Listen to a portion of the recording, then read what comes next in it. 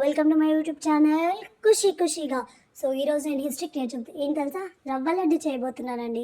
So రవ్వ లడ్డుకు కావాల్సిన first main పదార్థం రవ్వ. సో అది ఫస్ట్ నేను ఒక ప్యాన్ తీసుకొని కొంచెం గీ వేసుకొని 1 కప్ ఆఫ్ రవ్వ, అంటే నేను తీసుకుంది 1 కప్పే రవ్వ. సో 1 కప్ రవ్వ తీసుకొని బాగా లో ఫ్లేమ్లో కొంచెం లైట్ బ్రౌనిష్ కలర్ వచ్చేంత వరకు వేడి చేస్తున్నానండి, ఫ్రై చేస్తున్నా సో అది కావాలి అంటే పేషెంట్ ఉండాలండి, ఎందుకంటే ఆ రవ్వ లో ఫ్లేమ్లో ఫ్రై చేస్తూ అలానే ఉండిపోవాలి. నాకైతే 5 to 6 minutes టైం పట్టింది, కొంచెం అంటే లైట్ బ్రౌనిష్ కలర్ రావడానికి. ఇంకొంతమందికి ఇంకొంచెం టైం కాదు, మధ్యలో తెలియకుండా కొంచెం హై ఫ్లేమ్ పెట్టాను, బట్ చాలా లో ఫ్లేమ్లోనే పెట్టి మనం ఫ్రై చేసుకోవాలంట.